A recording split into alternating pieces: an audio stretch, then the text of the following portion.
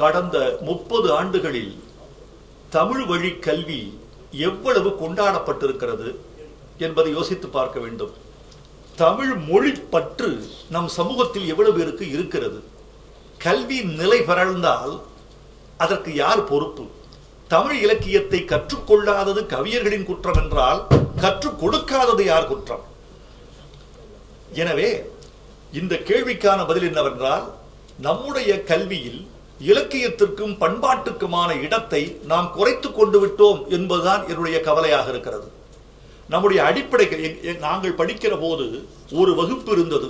அதற்கு பெயர் MA moral instruction என்று பெயர். உங்களில் மூத்த பலர் சில பேர் அந்த வகுப்பில் நீங்கள் ஈடுபட்டு இருந்திருக்கலாம். உங்கள் ஆசிரியர் சொல்லிக் கொடுத்திருக்கலாம். அந்த மாரல் இன்ஸ்ட்ரக்ஷன் என்பதே கூட நீதி போதனை என்பதாக மட்டுமல்லாமல் கலை பண்பாட்டு வகுப்பாக இருந்தது.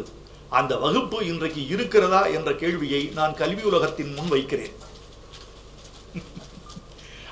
அதெல்லாம் சேர்ந்துதான் மாணவனை உருவாக்குது.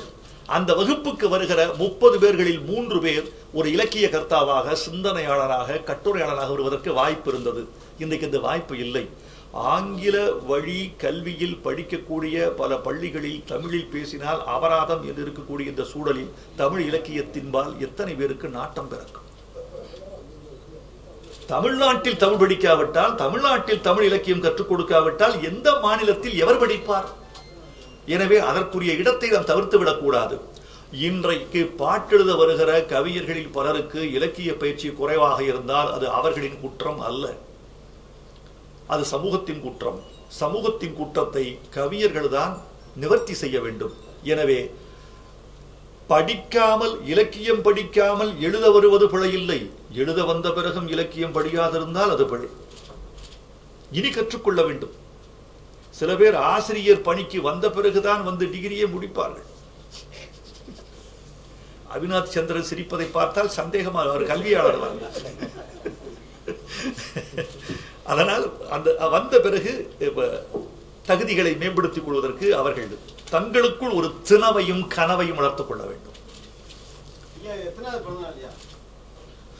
நான் நடிகன் அல்ல, சொல்லலாம். பிறந்த நாளையும் வருமானத்தையும் கேட்கக்கூடாது என்று மேல்நாட்டிலே ஒரு பழமொழி உண்டு, தமிழ்நாட்டில் அல்ல. அதிலும் நான் கவிஞன். இன்னும் சொல்ல போனால் நான் என் வயதை உயர்த்தி சொல்வதில் தான் ஆர்வம் உள்ளவர். ஏனென்றால் அப்போதுதான் என்னை நீங்கள் மூத்தவர் என்று மதிப்பீர்கள் இந்த உங்களுடைய அப்பாசை. 1953 என்னுடைய பிறந்த நாள். இது 62 முடிந்து 63 பிறக்க போகிறது என்று நான் கருதுகிறேன். நீங்கள் கணக்கு போட்டுக் கொள்ளுங்கள்.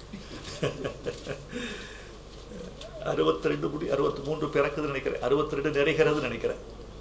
நான் தளபதி ஸ்டாலின், கமலஹாசன் எல்லாம் ஒரே ஆண்டில் பிறந்தவர்கள். அவங்க வயசை கேட்டுங்க.